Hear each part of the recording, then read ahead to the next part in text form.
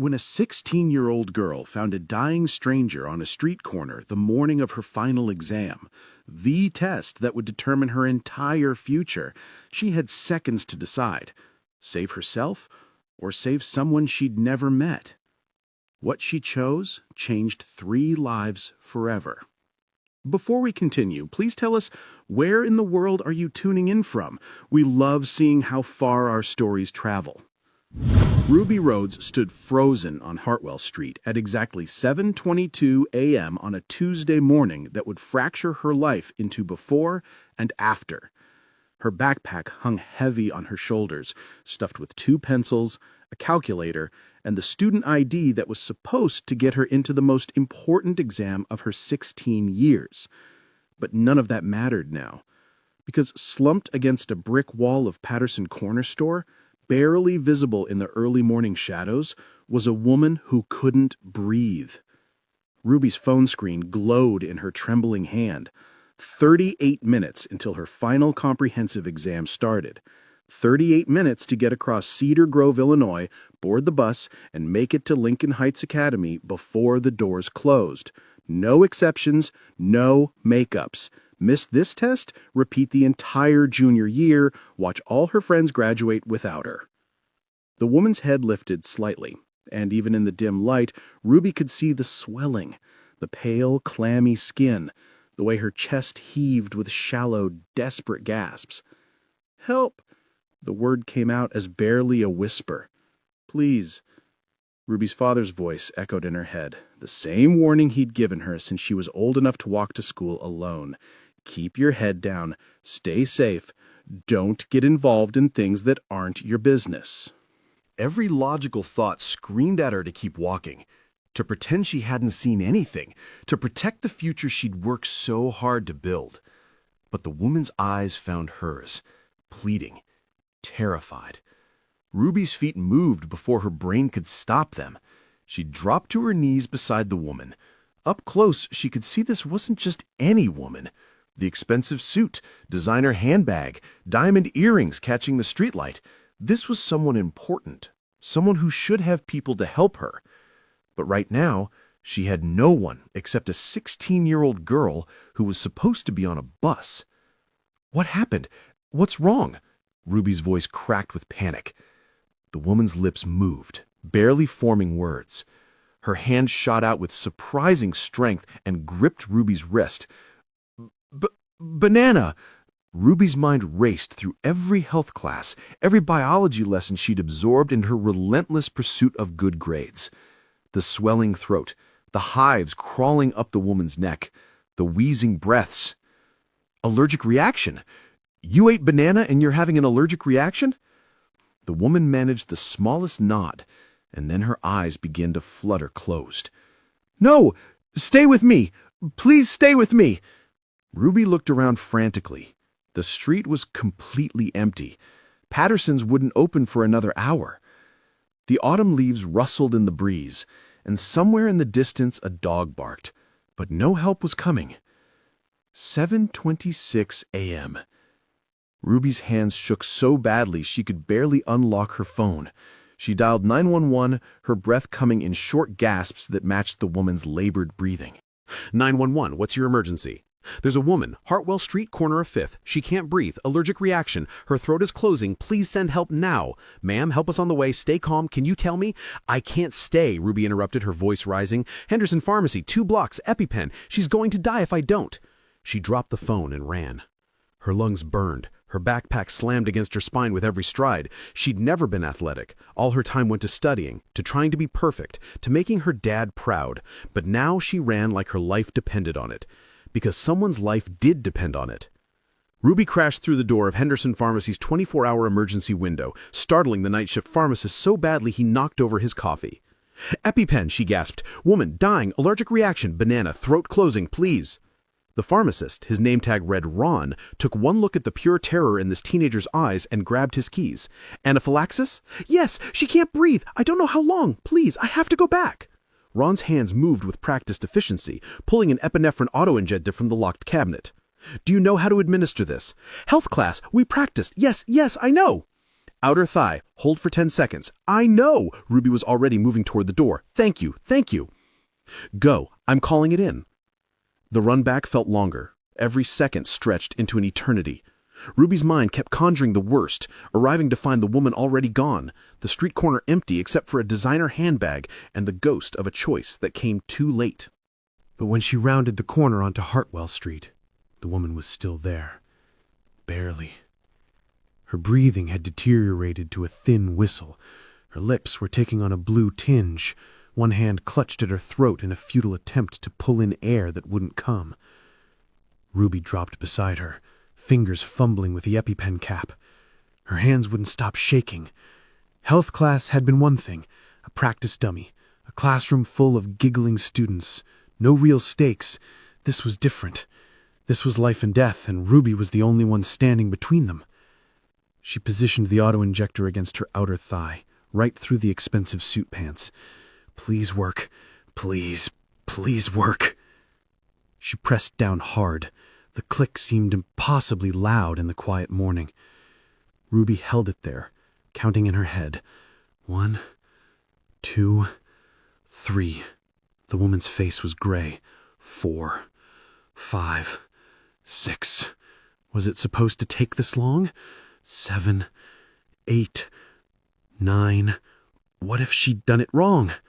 10. She pulled the injector away.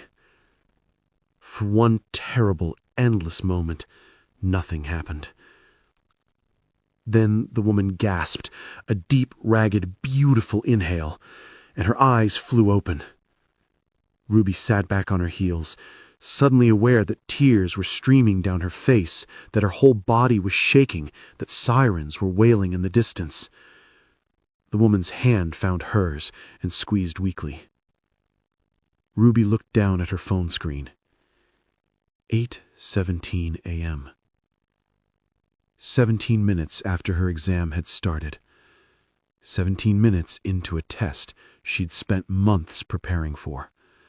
17 minutes past the point of no return. The paramedics arrived, like a cavalry in blue uniforms. They moved with efficient calm.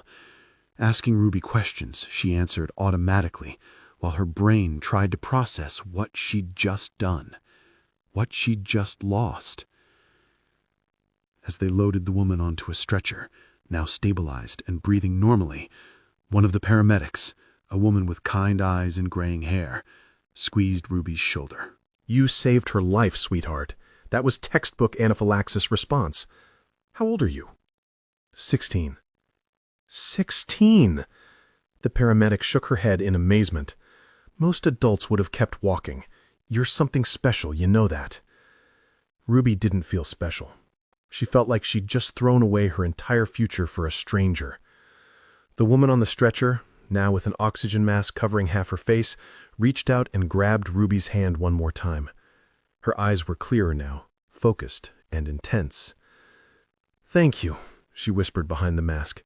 "You saved my life. What's your name?" "Ruby Rhodes." "Ruby." The woman's eyes filled with tears. "Ruby Rhodes. I'm never going to forget that name."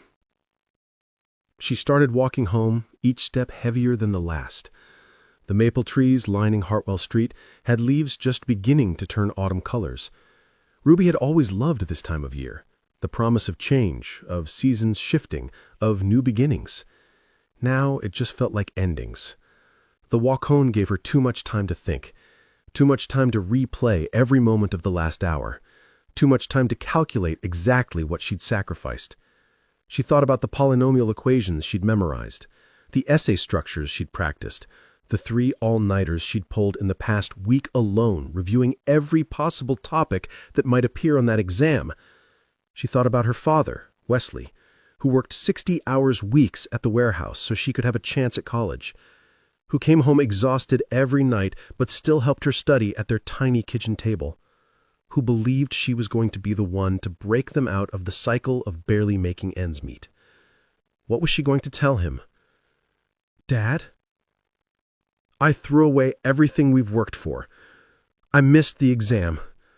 I'm going to repeat junior year. I'm sorry. I'm so sorry. The small apartment complex where they lived came into view. It wasn't much. Chipped paint, a parking lot full of old cars, windows covered with mismatched curtains. But it was home.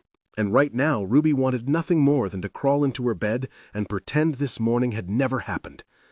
But when she opened the door to their second-floor apartment, Wesley was already there. He sat at the kitchen table in his warehouse uniform, navy blue shirt with his name embroidered over the pocket, and the expression on his face broke something in Ruby's chest. The school had called him. Of course they had. "Dad," she started, but her voice crumbled. "The school said you didn't show up for your exam. They said you never walked through the doors. Ruby, I left work. I've been calling you for 20 minutes. Where were you? What happened?" And that's when Ruby completely fell apart. She collapsed into a chair, and the whole story came tumbling out between sobs. The woman on the street, the choice, the run to the pharmacy, the EpiPen, the paramedics, the exam time ticking away while she held a stranger's hand. Wesley listened without interrupting, his expression shifting from confusion to understanding, to something Ruby couldn't quite read. When she finally finished, they sat in silence. The clock ticked loudly. Outside, someone's car alarm chirped off. "I messed up," she whispered. "Dad, I messed up so bad. I'm going to have to repeat the whole year. All my friends are going to graduate without me. All that studying, all that work, it was for nothing. I threw it away. I'm so sorry. I'm so sorry. Ruby, look at me." She lifted her head. Her father's eyes were red, but his voice was steady. "You didn't mess up. Do you hear me? You didn't mess up. But the exam. Forget the exam." Wesley reached across the table and took both her hands in his. His palms were rough from years of manual labor, calloused from loading trucks and moving boxes, but his grip was gentle. "A woman is alive right now because of you. Do you understand what that means? Someone's daughter, someone's mother, someone's friend. She gets to go home tonight because my little girl was brave enough to stop." "But you work so hard so I can have a future, and I just—" "Ruby," Wesley's voice cracked.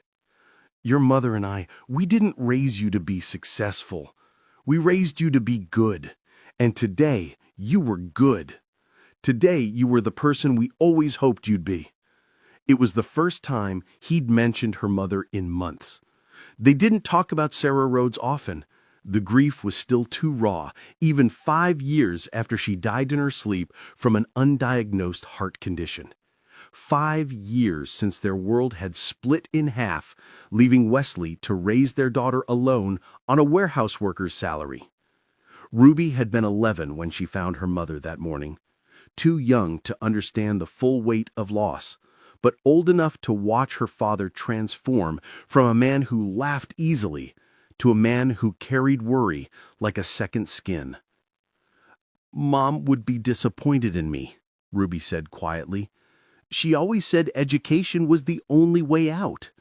"Your mother would be proud of you," Wesley corrected firmly. "She worked 3 jobs to save for your college fund. She studied for her GED at night after you went to bed. She knew what education meant. But you know what she told me once? She said, 'Wes, I don't care if Ruby becomes a doctor or a teacher or works at the grocery store. I just want her to be kind, because kindness is the only thing that really changes the world.'" Ruby's tears came harder. "I don't know what to do now." "We'll figure it out," Wesley squeezed her hands. "Maybe there's a makeup exam. Maybe we can talk to the principal. Maybe you do repeat a year, and if you do, you'll still get where you're going. Your education isn't going anywhere, sweetheart. But that woman on the street, without you, she wouldn't have had tomorrow." They sat together at that small kitchen table for a long time. Father and daughter, both of them scared about the future, but certain about one thing. Ruby had made the right choice, even if it cost her everything. Ruby eventually went to her room and lay on her bed, staring at the ceiling. The afternoon light filtered through her window, painting patterns on the walls covered with her achievement certificates and honor roll ribbons. Proof that how hard she'd worked might not mean anything anymore. Her phone buzzed with text from friends. Claire, everyone's asking where you were. Are you okay? Marcus, Ruby, what happened? You've been preparing for this test forever. Jenny, the exam was brutal. Call me when you can. Ruby turned her phone face down. She couldn't deal with that yet. Couldn't face the questions, the concern, the pity that would come when they learned what she'd done. Had anyone ever sacrificed their entire future for a stranger before? Had anyone been this stupid? But then she remembered the woman's eyes, the way they'd pleaded, the sound of her gasping for air, the terrifying blue tinge to her lips. And Ruby knew, even through the grief of losing this year, that she'd make the same choice again. She just hoped she wouldn't have to pay quite so much for it. 2 weeks passed. 2 weeks of Ruby trying to negotiate with the school administration. 2 weeks of hitting brick walls. The district had a firm policy: no makeups on final comprehensive exams except for documented emergencies, meaning the student's own medical emergencies, not someone else's. I understand what you did was noble, the vice principal had told her. Sympathy genuine, but hands tied. But the policy exists for fairness. If we make an exception for you, we'd have to make exceptions for everyone. But I saved someone's life, Ruby had pleaded. And that's admirable, truly, but it doesn't change district policy. So Ruby faced the reality. She'd be repeating junior year, starting over in the fall while Claire and Marcus and Jenny moved on to senior year without her, watching them graduate while she sat through another year of classes she'd already mastered. Wesley tried to stay positive. He'd say, maybe it's a blessing in disguise. You'll ace everything the second time around. Your GPA will be perfect. But they both knew the truth. Ruby had lost time she couldn't get back. And in a household where every dollar was stretched thin, where Wesley's warehouse salary barely covered rent and groceries, the thought of delaying college by a year and the financial aid that came with it felt like a weight crushing them both. Ruby stopped sleeping well. She'd lie awake at night, playing those few minutes on Hartwell Street over and over in her mind, searching for a different choice she could have made, some way to save the woman and make it to her exam, some magical solution that didn't exist. By the third Saturday after the incident, Ruby had almost accepted her new reality, almost made peace with the price of kindness. And then she heard the helicopter. It started as a distant hum, like a bee or a lawnmower, easily dismissed. But the sound grew louder, closer, until the windows in their apartment were rattling, and Wesley was jumping up from the couch where he'd been reading the newspaper. "What the hell?" he muttered, moving to the window. Ruby joined him, and they both watched in disbelief as a sleek black helicopter descended into the small community park directly across from their apartment complex. Within seconds, every resident of their building was rushing outside. Mrs. Lilly from upstairs, the Rodriguez family from the first floor, old Mr. Kevin, who usually never left his recliner, even the teenagers who typically lounged in the parking lot smoking cigarettes they thought no one noticed.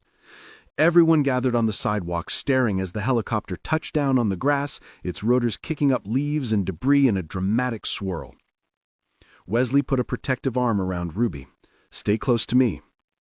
The helicopter door opened, and Ruby's heart stopped, because stepping out, looking healthy and polished and completely transformed from the dying woman on a street corner, was her, the woman Ruby had saved.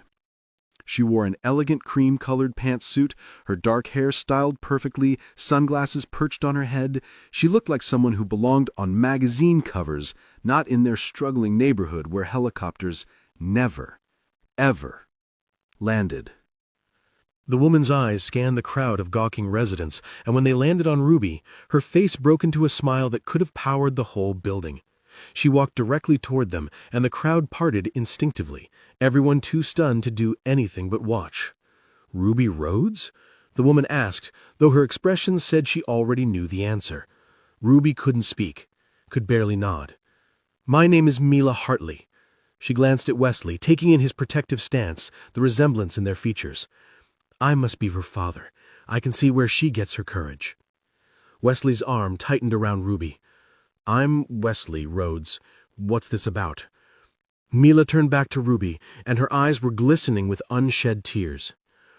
3 weeks ago, this young woman saved my life, and then I had to find her. The crowd pressed closer, whispers rippling through the residence. Ruby felt like she was floating outside her body, watching this scene happen to someone else. After I was released from a hospital, Mila continued, her voice carrying easily in the stunned silence. I needed to understand what happened. Who had stopped when everyone else kept walking? The pharmacy had security footage. I got your name from the 911 call records, and I learned something that broke my heart. She paused, and Ruby could feel every eye on them. You missed your final exam. You sacrificed your entire academic year to save a stranger's life. The crowd erupted in murmurs. Ruby heard Mrs. Lilly gasp, heard someone say, "That's why she didn't go to school that day." Wesley's voice was barely a whisper. "You did this for her?" I couldn't just leave her, Dad, Ruby said. The same words she'd told him that awful afternoon. No, you couldn't, Mila agreed, hearing the exchange. Because that's who you are, and that's exactly why I'm here. She reached into her bag and pulled out a folder, but she didn't open it yet. I'm the CEO of Hartley Industries. We manufacture medical equipment and emergency response technology, including the very EpiPen that saved my life that morning. She smiled slightly. The irony isn't lost on me. I built a company around saving lives, and then a 16-year-old girl saved mine with our own product. Ruby's head was spinning. This was too much, too surreal. I need to tell you 3 things, Ruby Rhodes. Mila held up one finger. First, I spoke with the superintendent of Lincoln Heights Academy and the State Education Board. Your case is unique, genuine heroism resulting in a missed exam. They've agreed to let you take the test next Friday. Special administration, you get your chance. Ruby's knees went weak. Wesley's arm was the only thing keeping her upright. That's not possible, she stammered. They said there were no exceptions. There weren't, until I made a few calls. Until I told them that a student who sacrifices her future to save a stranger's life deserves every exception we can make. Oh my, Ruby breathed. Dad, I can take the exam. Wait, Mila said gently. There's more. She held up a second finger. Second, I'm establishing a scholarship fund in your name. The Ruby Rhodes Emergency Response Scholarship. Full ride to any university you choose. All 4 years. Room, board, tuition, books, everything. Wesley made a sound like he'd been punched in the gut. Before you say no, Mila continued quickly, this isn't charity. This is an investment. Someone who makes the choice you made, who values another person's life over their own success, is exactly the kind of person the world needs more of. I want to ensure nothing stands in the way of you becoming whoever you're meant to be. Ruby was crying now, full-body sobs that shook her shoulders. Around them, the crowd of neighbors had gone completely silent, many of them tearing up as well. And third, Mila said, her own voice thick with emotion, I'd like to get to know you both, if you'll let me. You gave me my life back, Ruby. The least I can do is be part of yours, if you want that. Wesley pulled Ruby close, and she felt his tears in her hair. Her father, who never cried, was crying. Her father, who worked himself to exhaustion trying to give her a future, was crying because a stranger in a helicopter had just given them both something he couldn't have bought with a lifetime of warehouse shifts. Why? Ruby finally managed to ask. Why would you do all this? Mila stepped closer and gently cupped Ruby's face. Because that morning, I was lying on that street corner for 15 minutes before you came along. 15 minutes of watching people walk past. Some of them looked right at me and kept going. They all had somewhere to be, something more important to do, and I was going to die there. alone on a street corner, because no one cared enough to stop. Her voice broke. And then you stopped. You didn't know who I was. You had every reason to keep walking, more reason than anyone else because you had the most to lose. But you stopped anyway. Do you have any idea how rare that is? Ruby shook her head, speechless. I've lived for 35 years. I've built a company worth millions. I've met presidents and celebrities and people who were supposed to be special. And in all that time, I've never met anyone as truly extraordinary as you, Ruby Rhodes. 16 years old, and you already understand what most people never learn, that kindness matters more than success, that someone else's life matters more than our convenience. She stepped back and addressed the crowd, her voice stronger now. This is what a hero looks like. Not someone in a cape or a uniform, just a teenage girl who chose compassion when it cost her everything.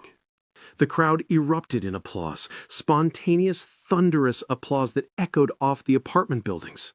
Mrs. Lilly was crying. Mr. Patterson was wiping his eyes with a handkerchief. The Rodriguez kids were cheering. And Ruby stood there, held by her father, unable to believe that the worst moment of her life had somehow transformed into the best. That evening, after the helicopter had departed and the neighborhood had returned to its normal, quiet chaos, Ruby sat with Wesley at their small kitchen table. The same table where he'd comforted her 3 weeks ago. The same table where he'd told her she'd made the right choice, even when it seemed like the wrong one. "I can't believe this is real," Ruby whispered, staring at the folder Mila had left behind, full of scholarship paperwork, contact information, and a personal check for $5,000 to help with any immediate needs. Wesley was still processing it all, his hands wrapped around a cup of coffee that had gone cold an hour ago. "I keep thinking I'm going to wake up." "Dad," Ruby reached across and took his hand. "You can stop working so hard now. The scholarship covers everything. You can finally rest." Wesley's eyes filled with tears again. "I thought I'd failed you. When you missed that exam, I thought I'd failed as a father, that maybe if we'd had more money, if I'd been able to give you more, you wouldn't have been in that situation. Dad, no! But I was wrong. We might not have much money, but I raised you right. Your mother and I, we raised you to be exactly the person you are, and that's worth more than any trust fund could ever be." They sat in comfortable silence, both of them thinking about Sarah Rhodes, about how she would have reacted to today, about how proud she would have been. "Mom used to say that kindness is the only currency that really matters. I never really understood what she meant until today." She'd be so proud of you, baby girl. She'd be proud of you, too. You taught me to be brave. You showed me how to keep going when things are hard. That woman, Mila, she thanked me. But really, I was just doing what you've been doing my whole life. Helping someone even when it costs you everything. Wesley squeezed her hand, unable to speak. Ruby took the exam the following Friday and passed with the highest score in her class. But that wasn't the most important thing that happened over the next year. The most important thing was the Saturday mornings. Mila started coming by every Saturday, arriving in a sensible sedan instead of a helicopter, bringing fresh pastries from a downtown bakery called Francesca's that Ruby and Wesley had never been able to afford. She'd sit at their kitchen table, the same table that had witnessed so many moments of their journey, and help Ruby with college application essays. But more than that, she'd ask about their lives. Really ask. She wanted to know about Wesley's work, about the years he'd spent as a single father, about Sarah and the kind of woman she'd been. She wanted to know about Ruby's dreams, her fears, her favorite books, and her worst subjects in school. And slowly, over months of shared meals and long conversations and Saturday mornings filled with laughter, something unexpected happened. Mila saw in Wesley a kind of strength she'd never encountered in her corporate world. The strength of a man who'd given up his own dreams to raise his daughter alone, who'd worked himself to exhaustion without complaint, who measured success in his child's happiness rather than his bank account. And Wesley saw in Mila a woman who, despite her wealth and success, understood what really mattered, who remembered what it felt like to struggle, who'd built her company from nothing, who cried when she talked about the morning a teenage girl saved her life. They fell in love the way autumn leaves fall, gradually, then all at once, inevitable as the seasons changing. Ruby noticed it first, the way her father smiled when Mila's car pulled up, the way Mila's eyes softened when Wesley told stories about raising Ruby, the way their conversations lingered long after the pastries were gone and the college essays were finished. "I think they like each other," she told Claire one day at school. "Obviously," Claire said, "your dad deserves to be happy, Ruby. After everything he's been through, everything he's done for you, he deserves this." Ruby knew she was right, but it was still strange watching her father fall in love with the woman Ruby had saved, like the universe had tied their lives together in some cosmic knot that couldn't be undone. Not that Ruby wanted it undone. Mila had become family in a way that had nothing to do with helicopters or scholarships. She'd become the person who understood what they'd been through because she'd been part of it. She'd become the person who made Wesley laugh again, really laugh, the way he used to before Mom died. By the time Ruby got her acceptance letter to Northwestern University, with the Ruby Rhodes Emergency Response Scholarship covering every penny, she had two parents cheering for her. The father who had always been there, who'd sacrificed everything, who taught her that kindness mattered more than success, and the woman whose life she'd saved, who'd given them both a future they couldn't have imagined. The night before Ruby left for college, the three of them sat in the apartment that suddenly felt too small and too big at the same time. Mila had brought champagne for her and Wesley, sparkling cider for Ruby. They toasted to new beginnings, to second chances, to the strange and beautiful way life could transform in an instant. "I had been thinking about that morning," Mila said, swirling her champagne thoughtfully, "about all the things that had to go exactly wrong for our paths to cross."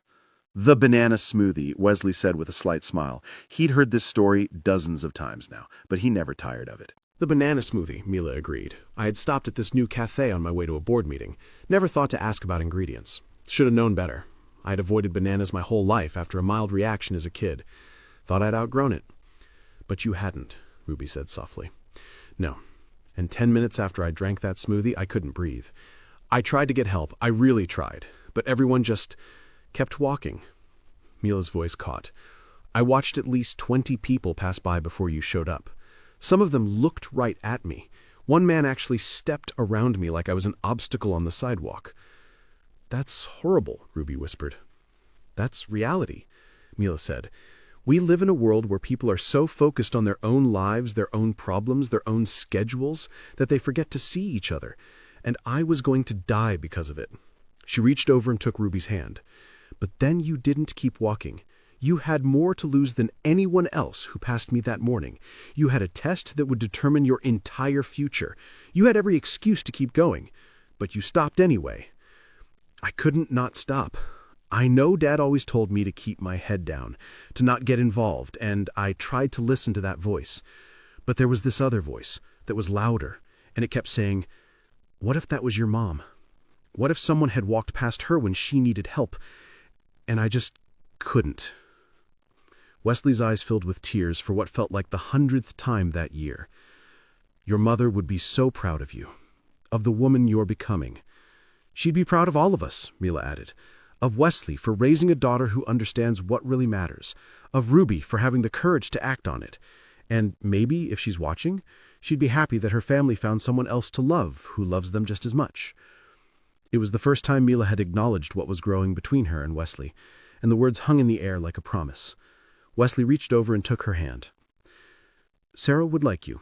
She'd appreciate that you see Ruby for who she really is, not just for what she can achieve." "I do see her," Mila said softly. "I see a young woman who's going to change the world, not because of grades or scholarships or any of the things we measure success by, but because she already understands what took me 35 years to learn, that we're all connected, that saving one person saves us all." Ruby cried most of the way to Northwestern the next day. Wesley drove her in the used car Mila had helped him buy, reliable and safe, perfect for a single dad who didn't need flash but did need to know his daughter could call him if she broke down. Mila followed in her own car, unwilling to miss this moment. They moved Ruby into her dorm room, a space that felt impossibly large after the small bedroom she'd grown up in. Other students were arriving with their families, unloading SUVs full of expensive furniture and decorations. Ruby had 2 suitcases and a box of books, but she had something those other students didn't. 2 people who loved her unconditionally, and a story that had already changed her life. When it was time to say goodbye, Wesley held his daughter for a long time. "Call me whenever you need anything," he whispered. "I'm so proud of you, Ruby. So incredibly proud. I love you, Dad. Thank you for everything. Thank you for being you." Mila hugged her next, and Ruby realized she was hugging back just as tightly. This woman who'd been a stranger dying on a street corner had become family. "Study hard, but not too hard," Mila said with a smile. "And remember, grades are important, but they're not everything. The person you are matters more than anything you'll achieve." "I know," Ruby said. "You taught me that. Both of you." As Wesley and Mila drove away, Wesley's hand finding Mila's across the center console, Ruby stood in front of her new dorm and thought about the journey that had brought her here. The choice she'd made on a Tuesday morning in October, the price she thought she'd have to pay, the unexpected gift that had come from choosing kindness over self-preservation. If someone had told her a year ago that missing her exam would lead to this, to a full scholarship, to a new family, to her father finding love again, she never would have believed it. But life was strange that way. Sometimes, the things that looked like endings were actually beginnings. Sometimes the worst moments transformed into the best. Sometimes, saving someone else's life meant saving your own. Because Mila had been right that day in the park when she'd told the crowd what a hero looked like. Not someone in a cape or a uniform, just a teenage girl who'd stopped when everyone else kept walking. Ruby Rhodes had saved a life that October morning. But in doing so, she'd saved her own life too. She'd learned that the things we sacrifice for others have a way of coming back to us multiplied, that kindness is never wasted, that the universe has a strange way of rewarding those brave enough to choose compassion over convenience. And sometimes, if you're very lucky, a helicopter lands in your neighborhood and everything changes. Because in the end, the test Ruby passed that morning wasn't the one in the classroom. It was the one on a street corner, where she had seconds to decide what kind of person she wanted to be. She chose kindness, and kindness chose her right back. Have you ever made a choice that changed everything? Maybe it wasn't as dramatic as Ruby's story, but we all have those moments where we decide between our own convenience and someone else's need. Drop a comment and tell me about yours. I'd love to hear your story. And if this touched your heart, don't forget to subscribe and hit that notification bell.